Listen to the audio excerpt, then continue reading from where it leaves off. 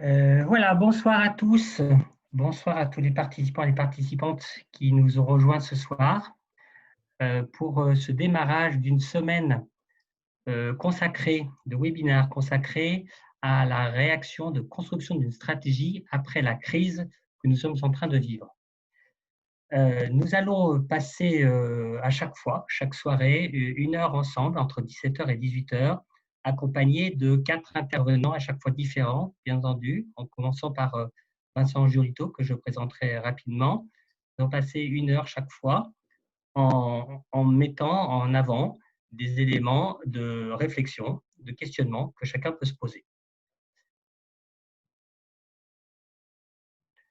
Ouais, donc une semaine consacrée à ces éléments après crise.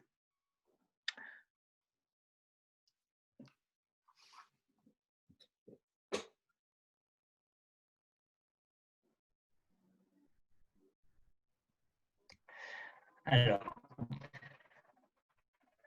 je vais sujet avec Vincent. J'aimerais d'abord vous présenter ce qui est à l'origine de notre réflexion et de notre proposition de webinar ce soir.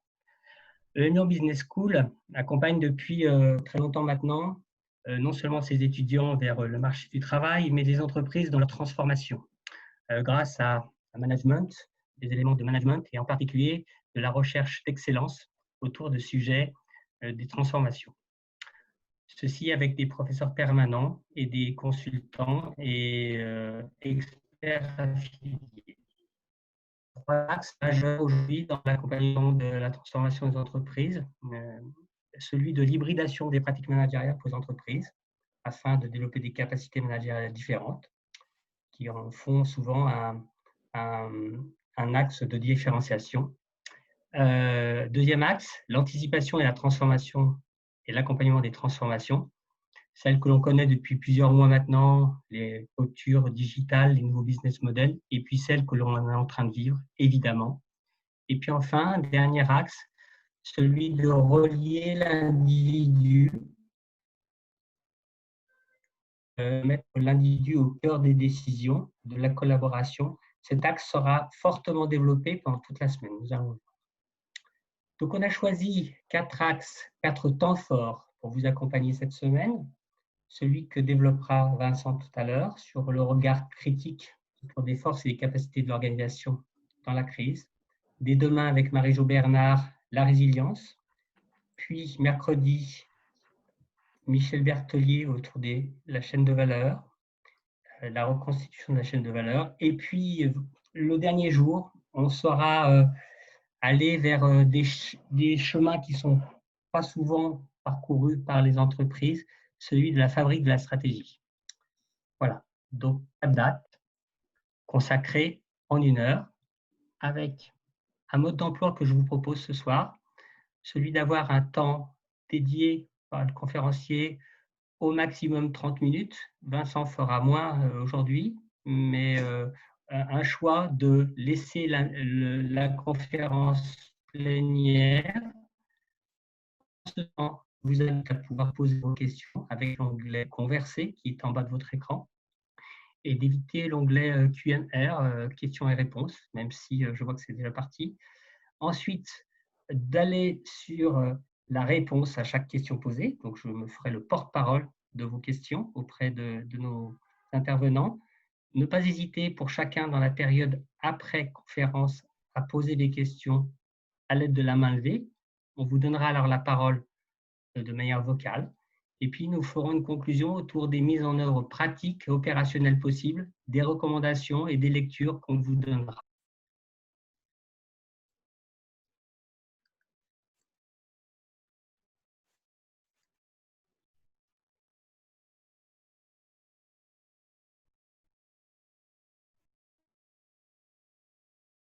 Vincent, je te laisse le partage. OK. Une seconde.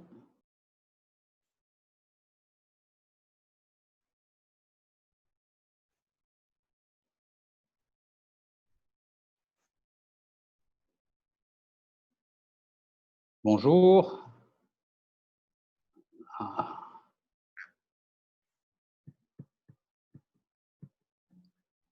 Bonjour, vous m'entendez? Je vais faire comme si tout le monde m'entendait. Il y a eu un petit souci de son, je ne sais pas à quel endroit dans le réseau. Bonsoir depuis Casablanca. Je suis prof de stratégie donc ici au campus EM Lyon de Casablanca. Et c'est un plaisir d'être avec vous. Merci à Gilles, merci à Jean-Louis, merci à toute l'équipe à Écully à Paris de m'accueillir et de me faire l'honneur de commencer cette série de webinars. Pour commencer, comme mon expertise, je ne sais pas si vous avez aperçu, mais mon expertise est sur les erreurs stratégiques. Alors, j'ai hésité à vous proposer un sujet de philo, comme on approche du bac. Là, c'est quand on fait la même erreur que tout le monde, est-ce que c'est vraiment une erreur? Vous avez 4 heures. Finalement, j'ai renoncé. Je pense que la bonne chose dans les circonstances en partie dramatiques qu'on traverse aujourd'hui, c'est de se tracer des pistes qui est une dimension pratique. Et je voudrais partager avec vous des points qui tiennent donc aux spirales négatives et aux spirales positives, spirales d'organisation, spirales stratégiques, négatives et positives, avec surtout l'idée étant surtout de passer de l'une à l'autre. Alors, je voudrais commencer juste pour se remettre, pour avoir une petite, un recadrage un peu plus élevé. Replacer la stratégie comme l'art de créer de la valeur, de créer du pouvoir. C'est la thèse, en tout cas, la définition proposée par un historien de la stratégie. La stratégie, c'est l'art de créer du pouvoir. Et dans le business, créer du pouvoir, se créer du pouvoir, augmenter son pouvoir, c'est créer de la valeur avec son organisation. Et donc, toute l'idée de ce webinar va être autour de l'idée de spirale positive versus spirale négative et surtout comment passer de l'une à l'autre. La vision par les spirales positives ou négatives, la vision de process, c'est une vision qui a été complètement validée par la recherche en stratégie, par la recherche en management, et dont on a des exemples anecdotiques, mais totalement frappants et que vous connaissez, que vous avez tous en tête. Apple d'un côté, Nokia de l'autre.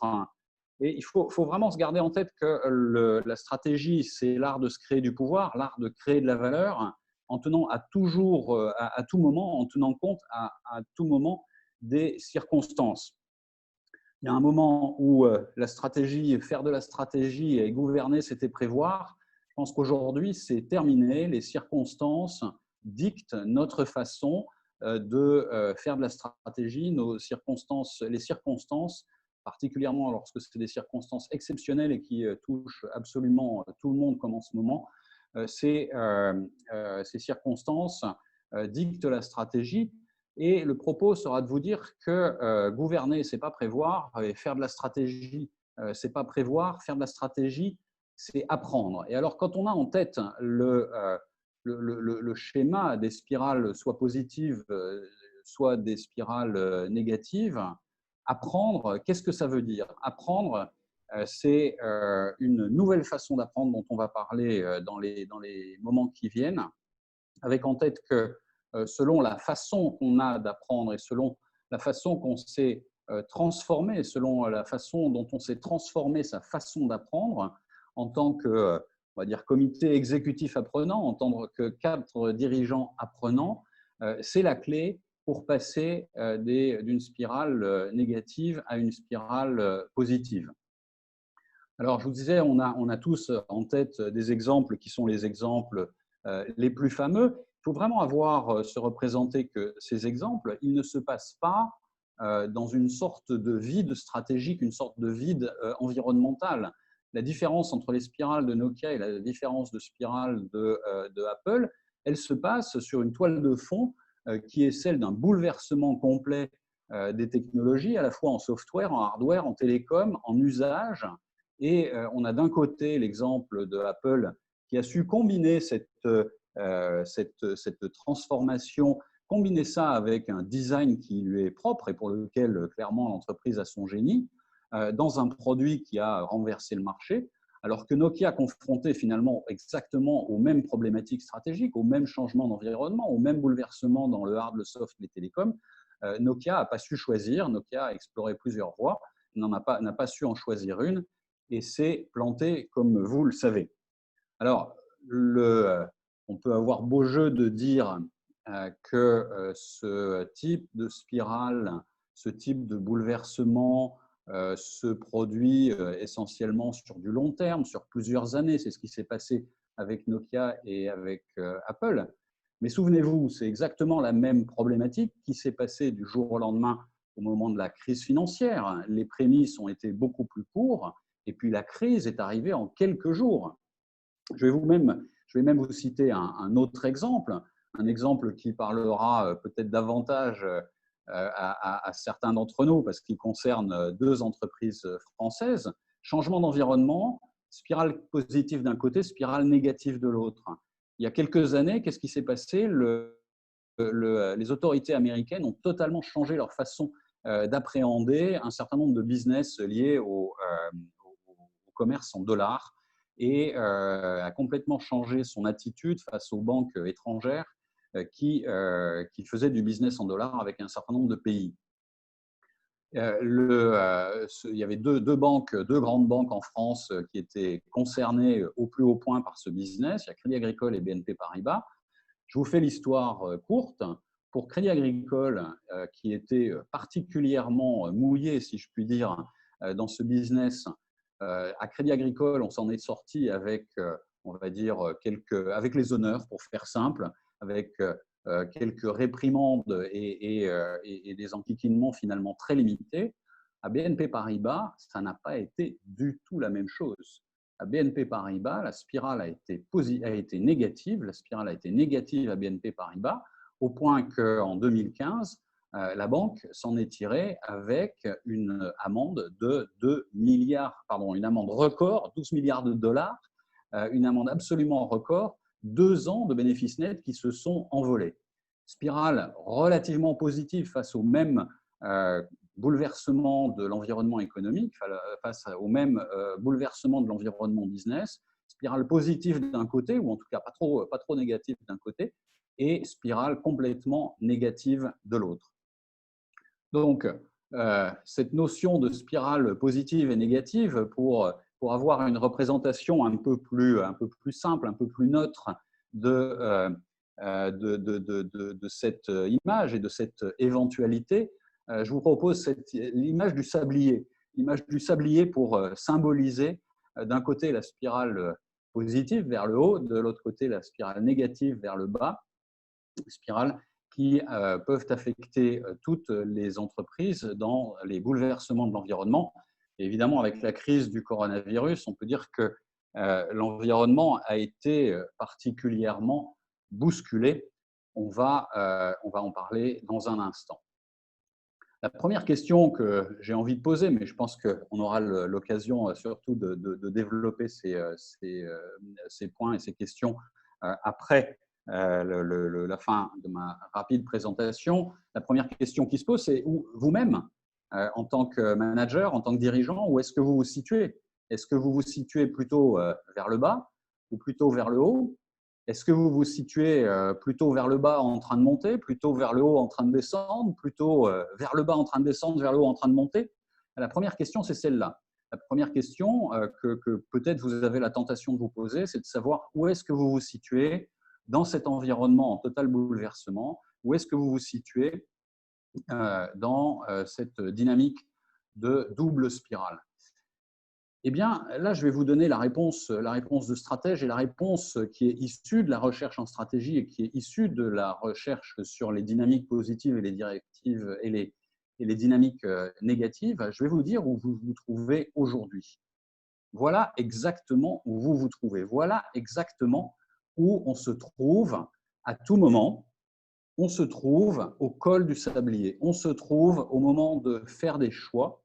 On se trouve au moment de possiblement basculer d'une spirale à l'autre. Et toute la question, c'est de savoir ce qu'on peut faire pour basculer vers la spirale positive. Donc, gardez en tête, si vous voulez garder en tête cette image du sablier, et cette image surtout qu'il est le moment de trouver, de se poser les questions et de trouver les réponses qui vont faire qu'on va s'orienter vers les spirales positives. Alors tout de suite, il y a un problème absolument énorme qui se pose, c'est que si la clé pour avancer, la clé pour apprendre, la clé pour prendre de bonnes décisions, pour choisir de nouvelles bonnes stratégies dans cet environnement en bouleversement, tout de suite se pose un énorme problème qui est sur quoi va-t-on fonder nos jugements, sur quoi va-t-on fonder nos présomptions, sur quoi va-t-on fonder nos hypothèses pour préparer de nouvelles décisions stratégiques. Et c'est un énorme problème parce que on se retrouve aujourd'hui dans une situation, comme le notait un papier absolument fameux dont j'adore le titre, qui est apprendre des échantillons de une occurrence ou encore moins. On est face à une situation qu'on ne connaît pas. On est face à une situation qu'on n'a jamais vécue. On est face à une situation dont la régularité statistique est tous les 50 ou tous les 100 ans. Et donc, on n'a pas l'expérience. Or, l'expérience, c'est l'expérience qui guide nos choix stratégiques. C'est l'expérience qui nous emmène en général vers le succès. Et donc, on n'a pas cette expérience, on n'a pas de point de repère. Et donc, l'apprentissage de l'équipe dirigeante pour prendre les prochaines décisions, pour arriver à de prochaines décisions stratégiques, cet apprentissage, il est extrêmement difficile parce qu'on n'a pas de données de départ. Il faut donc changer sa façon d'apprendre. Il faut changer sa façon d'apprendre individuelle en tant que dirigeant. Il faut changer sa façon d'apprendre collective en tant que comité directeur, comité exécutif, board, conseil d'administration. Il faut changer sa façon d'apprendre pour tenir compte du fait qu'on n'a pas cette expérience. Et pour changer sa façon d'apprendre quand on n'a pas cette expérience, il faut deux choses, et je vais vous citer des exemples qui sont issus d'industries et même d'entreprises qui ont réussi à transformer leur façon d'apprendre. Transformer leur façon d'apprendre, qui par ailleurs ont été documentées par la recherche, et je vous donnerai des références pour prolonger vos informations. Je vous donnerai des informations à la fin. En fait, pour apprendre et pour changer sa façon d'apprendre, il faut deux choses. La première chose, c'est augmenter le volume de data. On n'a pas de data, on a l'expérience éventuellement d'une catastrophe, on a vécu la crise financière et puis maintenant on est face à la crise du virus. On a un seul échantillon sur lequel fonder son expérience et son jugement stratégique. Ce n'est pas suffisant. Première chose, il faut augmenter son volume de data sur lesquels fonder ensuite nos décisions. Et alors, les entreprises qui ont réussi à changer leur façon d'apprendre et à passer dans des spirales négatives, elles ont trouvé une technique pour augmenter leur volume de data.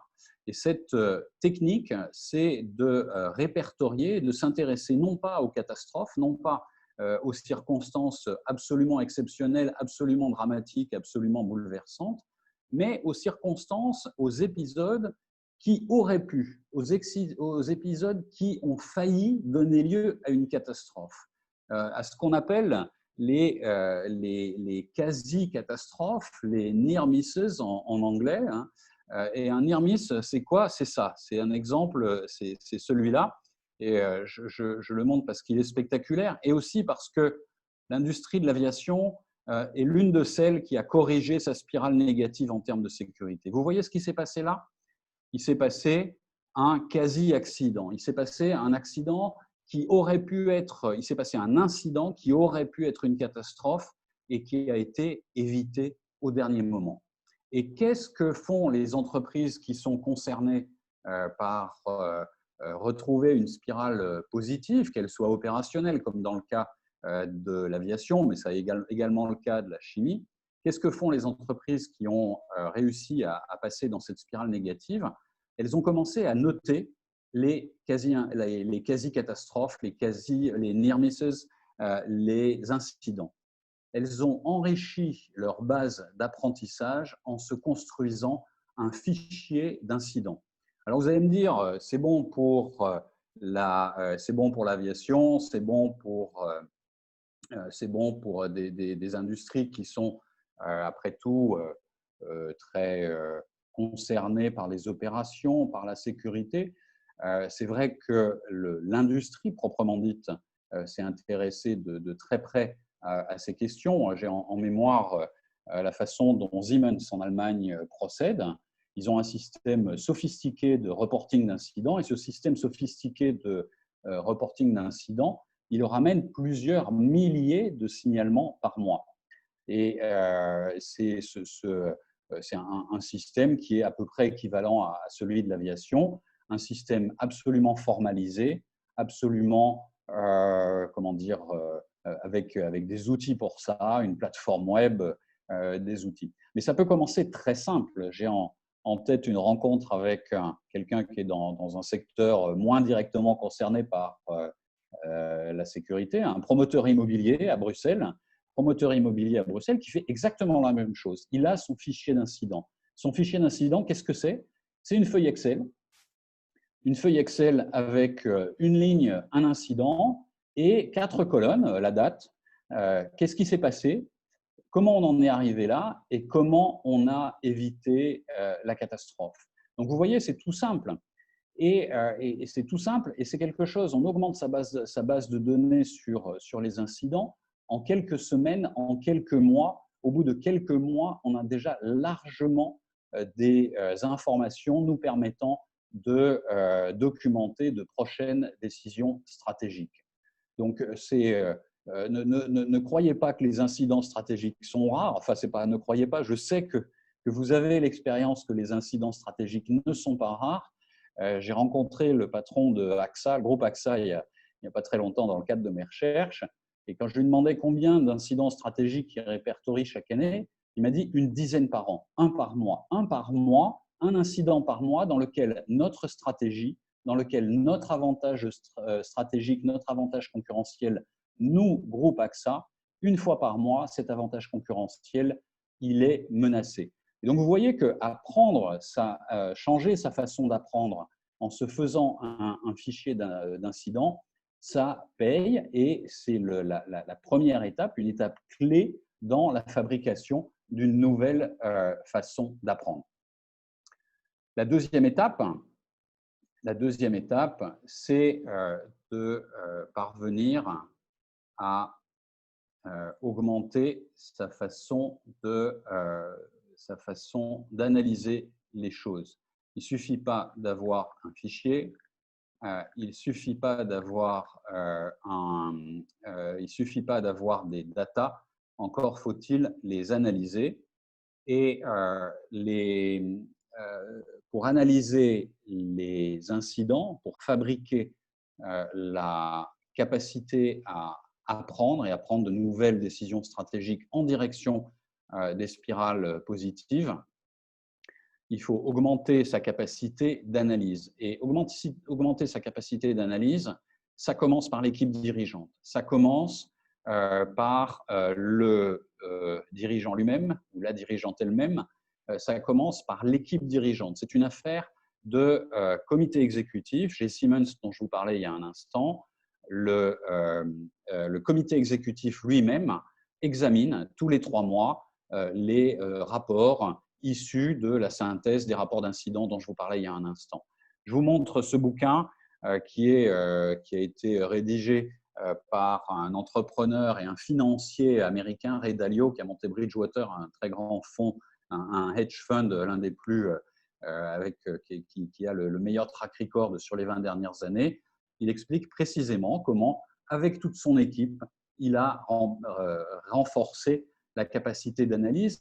Et renforcer la capacité d'analyse, ça repose sur la capacité à se poser des questions. Ça suppose de développer ce qu'on appelle la réflexivité. Comment on développe la réflexivité à l'intérieur d'un comité exécutif, à l'intérieur d'un groupe de managers? Comment on fait? On se fait en se posant des questions à la lecture des rapports d'incidents. première question. La première question, c'est un pourquoi. Le pourquoi, c'est pourquoi c'est arrivé, quels sont les facteurs. Et là, j'attire votre attention, il ne s'agit pas d'une analyse de cause première ou d'une root cause analysis, un truc assez fréquent en milieu d'ingénierie. On cherche à trouver la cause première, on se pose une série de pourquoi et on s'arrête après un certain nombre de pourquoi lorsqu'on croit avoir trouvé la cause première. En fait, la cause première, c'est un mythe. La cause première, c'est une méthode parfaite pour arriver à sanctionner un manager ou un lampiste. Donc, le sens de la première question de la réflexivité, le sens de cette première question, c'est d'identifier plusieurs causes qui se sont combinées pour arriver à la quasi-catastrophe, plusieurs causes qui se sont combinées pour arriver à l'incident stratégique. Ça, c'est la première question. Pourquoi c'est arrivé? Quels sont les facteurs qui nous ont amenés à cet incident stratégique? Deuxième question, deuxième pourquoi. Pourquoi on a attendu aussi longtemps pour réagir? Pourquoi on n'a pas réagi plus tôt? Quels étaient les signes? Qu'est-ce qu'on aurait pu voir plus tôt? Qu'est-ce qu'on aurait pu intercepter? Quels sont les petits indicateurs? Quels sont les signaux faibles qu'on aurait dû repérer pour améliorer notre réaction, pour nous faire prendre une décision stratégique plus rapide et pour avoir cet apprentissage en temps réel? Les deux dernières questions, c'est comment on a repéré le problème, effectivement, mais surtout comment on a limité et repéré les dégâts, parce que cette question sur le comment on a réussi à éviter la catastrophe et à limiter la catastrophe, cette question, elle est clé pour déterminer quelles sont nos ressources, à quoi on est bon, même malgré tout, même s'il nous arrive un incident, comment on arrive à transformer ça en incident seulement et pas en catastrophe. C'est la troisième question. Et la quatrième question, c'est comment on peut se servir de tout ça, comment on peut se servir de cet apprentissage pour faire mieux la prochaine fois. Et quand je dis faire mieux la prochaine fois, c'est pour mieux réagir la prochaine fois. La réflexivité, savoir réfléchir sur ses propres pratiques, et ça, c'est un point important. La réflexivité, ce n'est pas pour éviter de refaire la même erreur. Éviter de refaire la même erreur, en vrai, c'est un mythe. La même erreur, en vrai, ça n'existe pas. Les circonstances auront changé.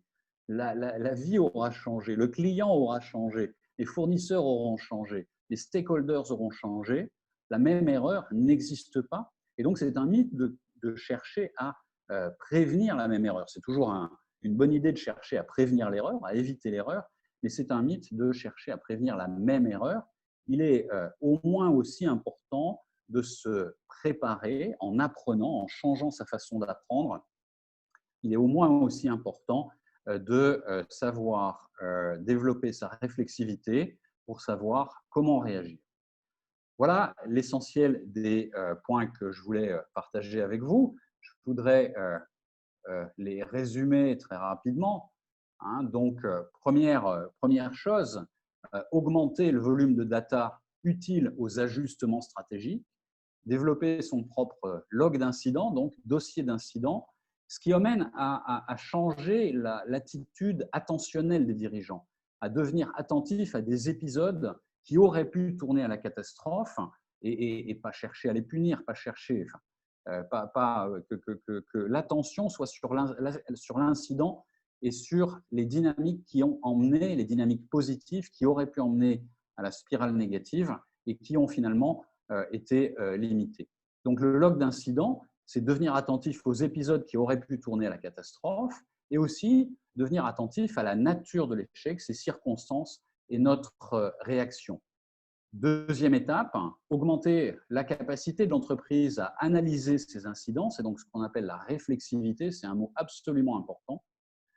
Pourquoi il nous arrive de frôler la catastrophe? Quels sont les divers facteurs? Comment on a repéré le problème? Et comment faire mieux? Comment faire plus vite au prochain incident? Il y a un temps où gouverner, c'était prévoir. Aujourd'hui, gouverner, c'est donc apprendre.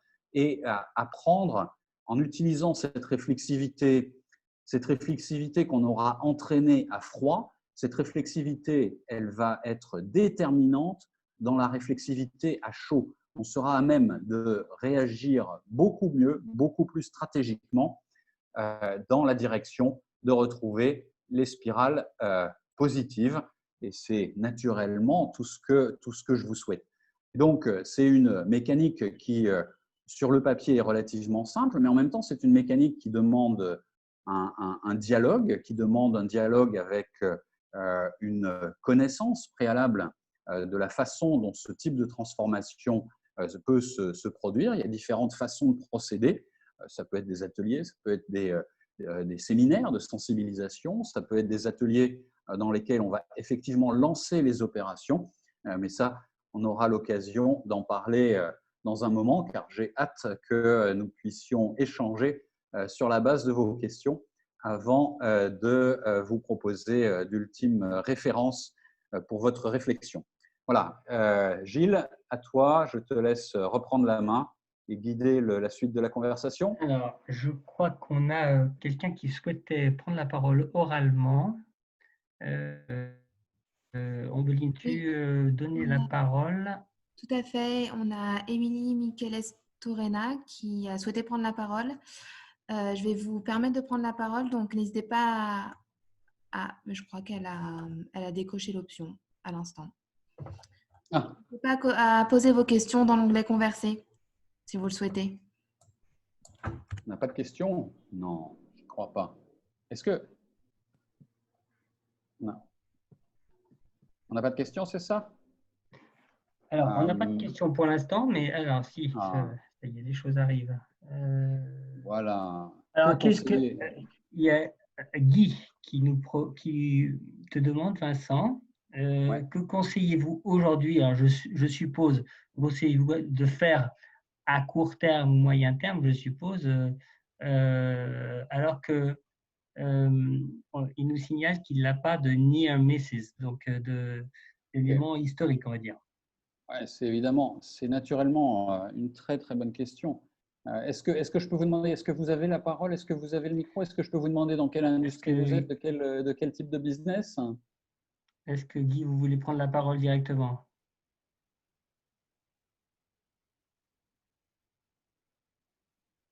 Allô, allô? On n'a pas de précision.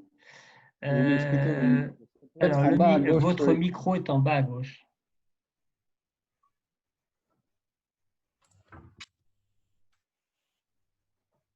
Allô, allô? Guy, oui, je viens vous donner la parole. Voilà, le micro est activé. Que vous m'entendez maintenant. Oui, nous vous entendons. Je vous entends. Oui. Je suis dans le secteur de la chimie de spécialité. En fait, la méthode que vous présentez a beaucoup de sens. Elle est utilisée dans une version plus restrictive, évidemment, dans tout ce qui est la gestion de la sécurité. La question que je me pose donc, effectivement, c'est, bon, voilà, aujourd'hui, on est dans le col du sablier et il est assez étroit.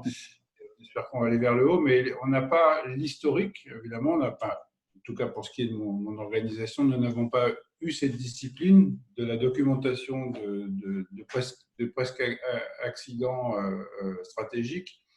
Donc, que faire pour essayer quand même de structurer un chemin vers le futur? Moi, je crois beaucoup à ce que vous dites. Et quand vous avez posé la question d'où on était dans le sablier, effectivement, je me suis dit, on est au milieu, on aimerait bien trouver les moyens, les bonnes informations pour aller vers le haut dans un monde qui va être très différent. Oui, ok. Écoutez, il y a deux options qui me viennent en tête sur que faire quand on n'a pas l'historique. Il y a deux options. La première option, deux options qui me semblent praticables. Praticables modulo certaines précautions, un certain recul. La première option, à la limite, vous pouvez naturellement le faire vous-même avec vos équipes. Hein. Alors, je ne sais pas quelle est la taille de votre entreprise et la dimension de vos responsabilités. Il y a une première chose qui est de prendre une après-midi avec son équipe et de lui dire, écoutez, qu'est-ce qui nous est arrivé dans les 6 derniers mois? Quel client on a perdu? Quel fournisseur nous a fait une bêtise? À quel endroit on a eu un marché qu'on n'a pas eu alors qu'on était sûr qu'on l'aurait, à quel moment un concurrent nous a grillé d'une façon ou d'une autre, à quel moment on s'est fait planter, si vous me permettez l'expression, sur une autorisation administrative qu'on aurait dû avoir. Vous voyez ce genre d'incident de nature ou en tout cas d'impact potentiellement stratégique. Donc ça, c'est, je veux dire, je suis certain que vous mettez 5 personnes autour de la table et vous leur demandez qu'est-ce qui s'est passé, qu'est-ce qui est de nature d'un incident stratégique au cours des 6 derniers mois. Je suis sûr que vous avez déjà un premier log. Alors, ça a un inconvénient quand on rentre directement aussi franchement, j'allais dire, et quelque part sans précaution dans la matière, c'est que ce type de dialogue, il a, en termes d'organisation, forcément des arrière-pensées, où les gens ont forcément des arrière-pensées de la nature suivante, qui a fait la bêtise et qui a fait la bêtise et qui va se faire engueuler, voire pire. Et donc, c'est difficile. Donc, si on est dans une ambiance suffisamment positive, suffisamment ouverte, suffisamment transparente pour ouvrir le dialogue soi-même en tant que dirigeant, c'est génial. C'est génial parce qu'on peut effectivement prendre l'après-midi, se faire une réunion et faire le boulot entre soi. L'expérience tente à montrer que c'est pas mal quand il y a un facilitateur. Voilà, donc ça, c'est la première option. La deuxième option, elle est mais presque elle est la deuxième option, elle est de fabriquer une sorte de mini-projet de recherche sur 1 ou 2 ou 3 incidents déjà repérés. Mais peut-être ce que vous voulez garder en tête quand même, c'est, et vraiment dans le prolongement de ce que je disais tout à l'heure, c'est de commencer petit, c'est-à-dire de commencer vous-même, de commencer soi-même, en prenant 5 minutes tous les vendredis soirs ou un quart d'heure tous les vendredis soirs, à se demander mais sur quel truc il s'est passé quelque chose de bizarre s'est passé. C'est un peu cette discipline qui commence à orienter vers le haut on est toujours dans le col du sablier, mais on commence à regarder vers le haut. Vous voyez la logique, mais gardez en tête que la facilitation, enfin que le dialogue facilité d'une façon ou d'une autre, tout en sachant que naturellement, c'est des matières qui sont très délicates. Dès lors qu'il s'agit d'échecs, il y a forcément de la peur, il y a forcément de la culpabilité, il y a forcément de l'inquiétude. Mais d'une part, on peut provoquer le dialogue, et d'autre part, une fois qu'on a entamé le dialogue, on peut arriver à trouver des éléments de réponse. Merci Vincent. On va passer à une question suivante qui a été posée par Pascal, qui nous parle de la responsabilité du fait que les acteurs ne veulent pas se voir attribuer une quelconque responsabilité, et elle se demande comment créer un climat de confiance nécessaire pour recueillir les informations justes. Et puis, deuxième sous-question, deuxième niveau, les outils d'innovation collaborative peuvent-ils être utilisés dans cette perspective? Donc, comment créer la confiance pour recueillir les informations, et quid des innovations collaboratives dans ce cas? Alors, à la réponse à la question 2, les outils d'innovation collaborative peuvent-ils être utilisés dans cette perspective? La réponse courte, elle est oui. Je veux dire, toute méthode, toute habitude qui favorise le dialogue, qui favorise un dialogue, on va dire, basé sur les faits, toute méthode de dialogue peut s'inscrire dans cette perspective. Ça, c'est clairement, j'allais dire, spécialement dans la première phase, et un peu pour répondre à la question de Guy tout à l'heure, comment on fait pour fabriquer son propre dossier d'incident. Je pense que la réponse à cette question, elle est tout à fait oui. Et vraiment, il s'agit de choisir celle qui est la plus adaptée. Alors, la première question est plus tricky, si vous me permettez l'anglicisme. Et le point, c'est que tout échec est pollué par un certain nombre de présupposés, de sensations, d'émotions. Tout échec dans l'organisation s'accompagne d'un vécu personnel et collectif qui rend l'expression à propos de l'échec très difficile. Alors, la façon de… le climat de confiance,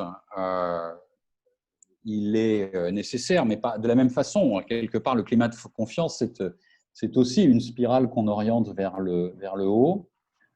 Moi, j'ai deux conseils de base et 3 conseils de base. Le premier conseil de base, c'est de poser des questions. Je vous renverrai dans les documents dans la biblio que je vous propose à la fin, qu'on partagera ensuite avec Gilles. Il y a un papier Harvard Business Review de 2017 qui s'appelle « Briser la bulle du PDG ». Bursting the CEO Bubble. Et il insiste sur un point qui est, à mon sens, déterminant dans le sens d'un élément de réponse à votre question, c'est savoir poser des questions. On a une tendance, lorsqu'on est manager, lorsqu'on est dirigeant, à chercher des réponses. Et en vrai, en apportant des réponses, en cherchant à apporter des réponses, en cherchant à apporter des solutions. On le voit bien aujourd'hui à quel point les ministres, les dirigeants politiques sont mis en cause dès lors qu'ils apportent des éléments de solution. Donc, apporter des éléments de solution, c'est se mettre soi-même en danger et ce n'est pas investiguer ce n'est pas investiguer la racine des problèmes. Donc, le premier élément pour répondre à votre question, pour avoir les vraies informations, c'est de poser des questions. Poser des questions ouvertes, poser des questions en enlevant le plus possible les connotations de type punitive, mais poser des questions, poser des questions, poser des questions. C'est vraiment, en équipe, c'est vraiment déterminant. Le deuxième élément de réponse, c'est une fois qu'on a posé les questions, il faut écouter les réponses. Et ça, c'est pas toujours simple non plus. J'ai un souvenir très précis de patron d'une grande banque en Belgique qui me disait, je me suis rendu compte que comme je suis plutôt extraverti comme garçon, j'ai tendance à parler, et du coup, je me rends compte que, me disait-il, je me rends compte que je ne parviens pas à écouter. Et j'ai écouté, c'est presque aussi difficile que de poser des questions.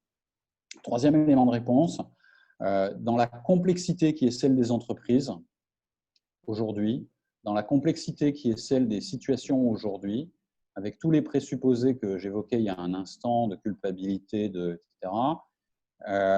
c'est une bonne idée d'avoir un objet transitionnel. Un objet transitionnel, ça peut être quelqu'un qui vient poser les questions à la place du dirigeant. Ça peut être quelqu'un avec un regard neutre. Moi, j'ai conduit plusieurs recherches avec plusieurs grosses boîtes dans les dernières années sur la recherche de facteurs d'erreur et de façon intéressante d'ailleurs sur la recherche de facteurs de succès. C'est des recherches qui ont permis de sauver, économiser au total, ça se calcule en dizaines, voire centaines de millions d'euros.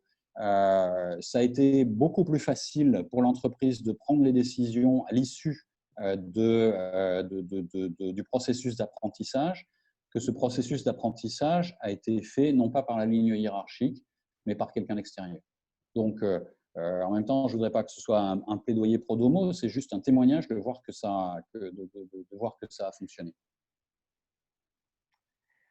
Je vois une question sur l'approche systémique, c'est ça? Tu me permets de lire en même temps le chat? Alors, tu as deux dans le chat, c'est pas des questions, ce sont des avis. Hein, il y en a deux qui se suivent d'avis. Et puis, il y a une question de Caroline au milieu sur la spécificité dans les toutes petites TPE. Mais effectivement, tu as deux éléments d'apport de gens qui t'amènent de réflexion sur l'approche systémique, puis sur le style de management. Bien sûr, clairement. Alors, sur l'approche systémique, oui. Si vous voulez, moi, je suis un petit peu en deçà, je suis un peu plus un peu plus ras des pâquerettes, si vous permettez, que l'approche systémique. L'approche systémique voit les choses de plus haut. Alors, j'aime bien monter et descendre l'hélicoptère. Il m'arrive même d'utiliser l'approche systémique pour monter l'hélicoptère. Il m'arrive de monter l'hélicoptère très haut.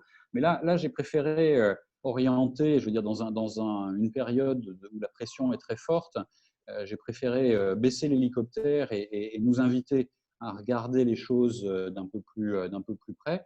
Mais oui, bien sûr, l'approche systémique donne aussi une base. Le point, c'est d'être familier avec un cadre de réflexion, comment dire, d'avoir un cadre de réflexion qui vous est familier. À partir du moment où il invite, où il permet de poser ses questions, à partir du moment où il invite, où il permet d'écouter les réponses, l'approche systémique est l'une des voies d'accès effectivement à ce type de démarche. Sur les TPE, oui, sur les TPE. Alors Après, ça, c'est une bonne… Vincent, on prendra la question une main levée de quelqu'un qui veut prendre la parole. Mais on va répondre d'abord à Caroline sur les TPE. Excuse-moi. D'accord. Sur les TPE, écoutez, le type de pratique que j'ai évoqué très rapidement tout à l'heure, qui consiste à prendre un moment de façon régulière. Alors, j'insiste sur le de façon régulière, prendre un moment de façon régulière, c'est-à-dire pas forcément tous les jours, mais quelque chose comme une fois toutes les 2 semaines, une fois tous les 15 jours, pour se demander qu'est-ce qui s'est bien passé, qu'est-ce qui s'est mal passé. Demander ce qui s'est bien passé, ce n'est pas une mauvaise idée non plus, hein, mais là, je vous ai invité pour passer du négatif au positif, il faut savoir regarder le négatif. Mais en tant qu'indépendant, en tant que cabinet de conseil, si j'ai bien compris, c'est votre activité, savoir prendre le recul une fois de temps en temps, mais de façon régulière, une fois tous les 15 jours, de se noter dans un petit carnet, dans un carnet de notes sur iPhone ou sur n'importe quelle technologie, quelque chose avec quoi vous soyez confortable, de se demander qu'est-ce qui s'est passé, à quel moment il y a eu un truc qui ne s'est pas passé comme j'avais prévu, à quel moment j'ai été en face d'un échec, à quel moment ça a été un vrai échec, à quel moment à quel moment j'ai sauvé la situation, enfin les questions que je vous ai proposées tout à l'heure. Mais à l'échelle de notre propre activité individuelle, c'est un premier point de départ. Et c'est un point de départ majeur de la réflexivité. La deuxième étape, quand on est dans une petite structure, dans une TPE, c'est de savoir prendre le recul, d'aller marcher dans le parc un petit moment de temps en temps et de réfléchir à ce qu'on a écrit dans ces notes et de se demander comment on aurait pu faire mieux, de se demander comment on a rattrapé le coup, de se demander comment on pourra rattraper le coup plus vite la prochaine fois. Donc, j'insiste sur ce point et j'aime beaucoup la question parce qu'elle fait le pont sur un point que je n'avais pas développé tout à l'heure. Elle fait le pont entre la dimension, le niveau, on va dire, individuel du dirigeant, quel que soit le périmètre, et le niveau de l'équipe de direction dans une entreprise un peu plus vaste. Et puis, ensuite, il y a le niveau organisationnel. Mais le niveau organisationnel, je laisse ça à Marie-Jo en attendant au webinaire de demain, puisque la résilience organisationnelle, c'est une résultante de cette démarche, si vous voulez. Donc, cette démarche individuelle et de petits groupes, elle est déterminante pour commencer à changer sa façon à changer sa propre méthode d'apprentissage, sa façon d'apprendre.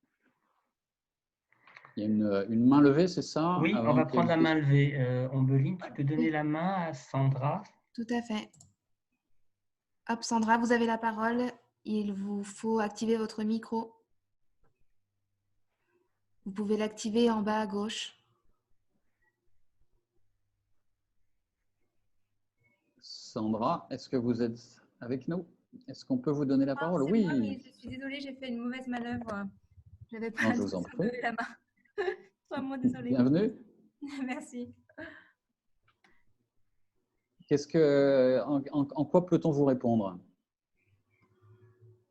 Vous m'avez peut-être pas entendu. J'ai fait une mauvaise manœuvre en fait. Je suis désolée, je vous écoute. Ah d'accord, c'était une mauvaise manœuvre. D'accord, excusez-moi. D'accord, très bien. Bah, du coup, on peut prendre. Alors, on va prendre le fil. On va reprendre la question de Ouda, remarque de Ouda, qui avait une remarque sur le style de management. Oui, repenser le style de management. Alors écoutez, toute la recherche sur les spirales positives, les spirales négatives, invite à une certaine humilité. Et donc, j'ai eu l'expression tout à l'heure de commencer petit. Et disons que la perspective que je voudrais vous proposer, c'est effectivement de commencer petit, de commencer avec des pratiques, de commencer avec de petites pratiques, comme celles que je vous ai suggérées. Il y en a d'autres avec lesquelles je pourrais partager, mais commencer avec de petites pratiques. Je suis un petit peu défiant, ou en tout cas méfiant, ou incertain à l'égard des grandes expressions de repenser notre style de management.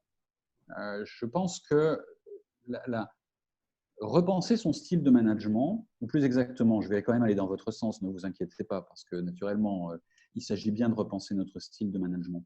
Mais au-delà de le repenser, repenser son style de management, c'est en soi-même une spirale. C'est en soi-même une spirale positive. Et l'image de la spirale, vous avez vu, elle commence petit en bas pour se développer ensuite. Et donc, l'expérience tendrait à montrer que démarrer petit, démarrer avec de petites pratiques personnelles ou de petites équipes de direction,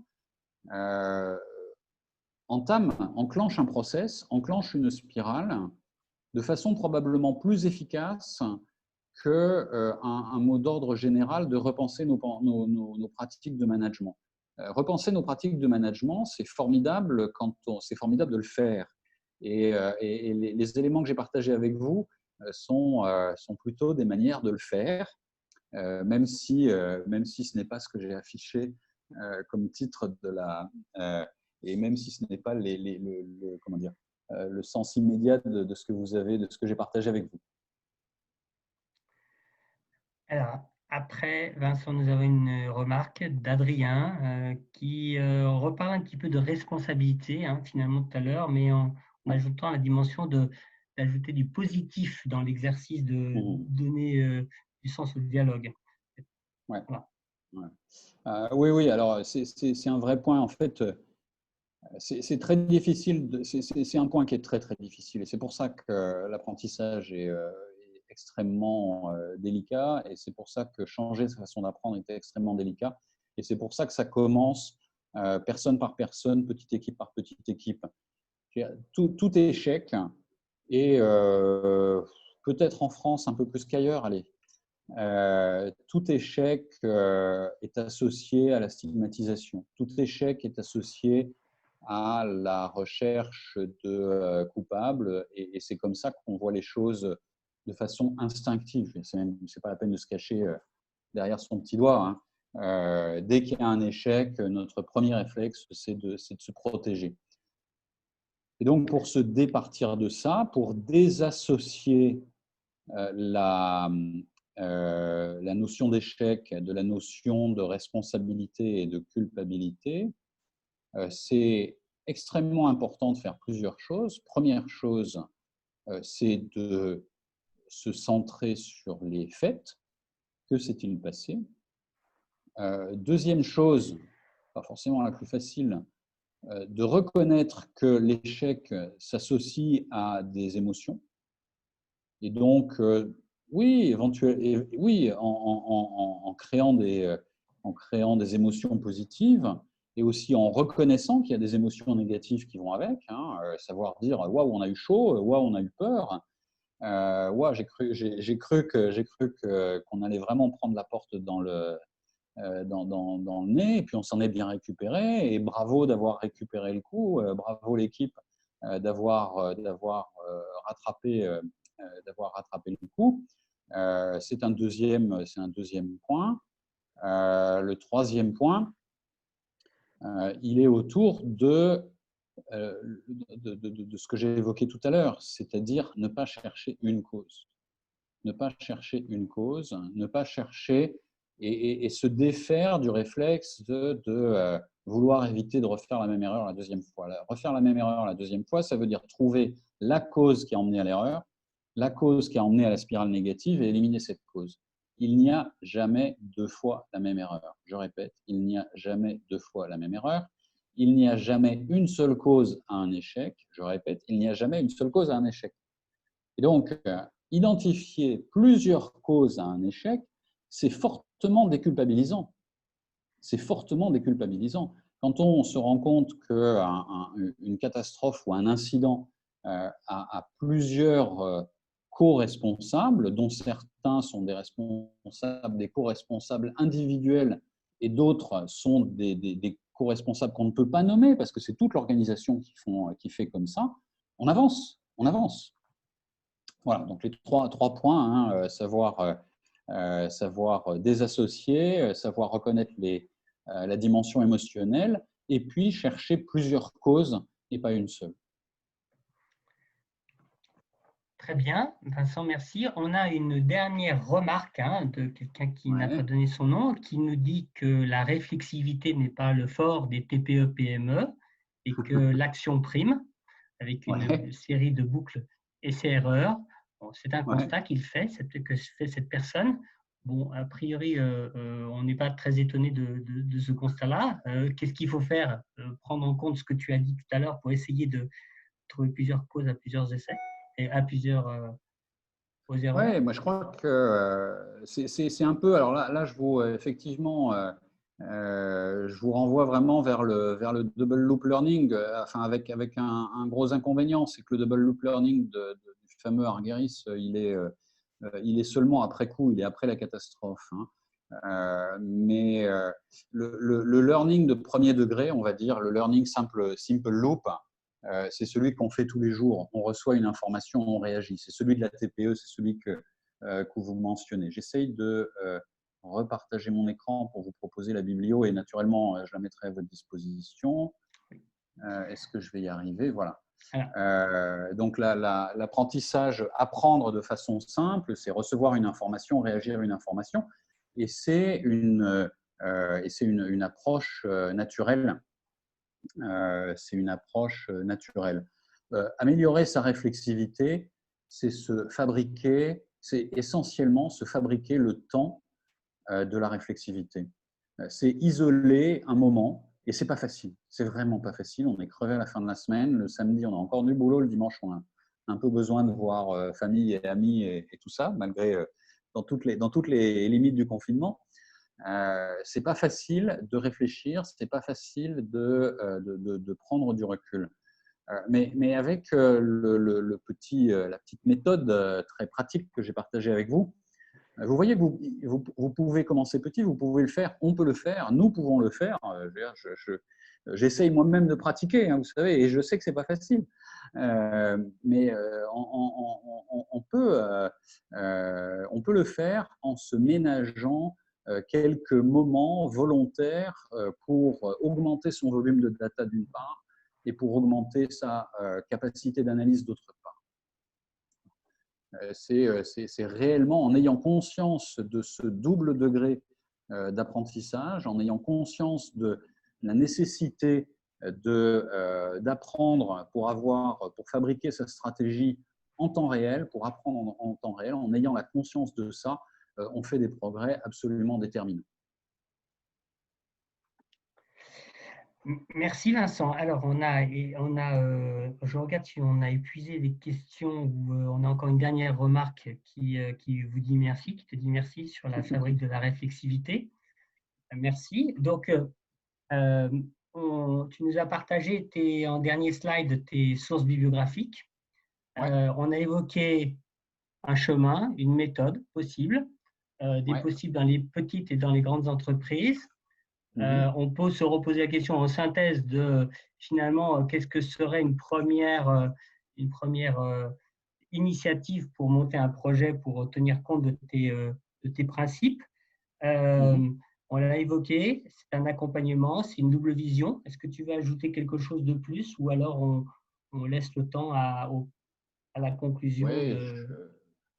J'ai tracé plusieurs pistes. Je pense avoir été vraiment. Enfin, d'abord, on peut renouveler le partage plus près des gens et plus près des équipes. Hein, très clairement, c'est une sensibilisation à laquelle on est prêt et qui s'inscrit complètement dans la démarche de EM Lyon, la démarche de stratégie de M Lyon. Donc, c'est réellement quelque chose qu'on peut faire, se rapprocher de vous, hein, faire ce partage beaucoup plus près de vous. Deuxième chose, aller plus loin avec vous, soit par des workshops, soit par des recherches, d'une façon ou d'une autre. Ce sont les pistes, j'allais dire, naturelles. Si vous voulez prolonger la discussion, pour prolonger la discussion, on sera en contact permanent à travers Gilles. Mais si vous voulez prolonger votre documentation, et là je vous ai fourni une série de références qui est peut-être un peu épaisse. Je voudrais vous encourager à regarder une toute petite vidéo de 3 minutes sur l'affaire BNP Paribas versus Crédit Agricole. Vous avez on vous passera les références. On va Il y a une mettre toute petite vidéo de 3 minutes. Voilà, vous mettrez. Voilà, ça c'est le premier point sur lequel vous pouvez. Ça vous prendra pas beaucoup de temps. Et sinon, le document, il y a le papier de Gregersen qui est juste en dessous. C'est un peu plus long, mais vraiment très intéressant et pas très difficile d'accès. Et puis, si vous voulez aller plus loin, et je pense que ce sera largement en connexion avec ce que dira Marie-Josée demain sur la résilience organisationnelle, je vous invite à parcourir ce bouquin, Managing the Unexpected, avec deux grands noms de la recherche en management, hein, Carl Weick et Kathleen Sutcliffe, qui sont… je connais Kathleen, c'est vraiment une personne adorable. Ils ont révolutionné la recherche dans une certaine mesure sur ces questions-là. C'est un bouquin qui est facile à lire. C'est un bouquin qui est vraiment qui met en question un certain nombre de choses, qui est très illustré, très documenté, notamment par les accidents industriels de type Tchernobyl, Bhopal et les navettes spatiales. Mais je pense que quel que soit notre secteur d'activité, on apprend beaucoup et on trouve des correspondances avec ce qu'on fait. Voilà. Merci pour ce dernier partage, Vincent. L'heure est arrivée. Je vais juste partager avec l'ensemble des personnes encore présentes le lien pour retrouver à la fois. Et puis, pour ceux qui veulent s'entretenir avec Vincent ou avec un autre professeur, n'hésitez pas à scanner le QR code qui vous amènera directement sur la page de cette semaine de webinaire, où au fur et à mesure, on mettra les documents bibliographiques et les remarques faites. Voilà. Pour demain, Vincent a introduit Marie-Jo Bernard qui viendra parler de résilience comme un processus de l'organisation et de chacun, et voir un petit peu ce qu'on fait avec cette résilience, comment on fait quelque chose de positif. Et puis, au fur et à mesure, on vous présentera les autres intervenants. Merci à tous les participants, nombreux. Merci beaucoup à Vincent pour sa prise de parole très utile, très forte. Et puis, je vous dis, j'espère, à demain. Bonne soirée. Au revoir. Merci à tous.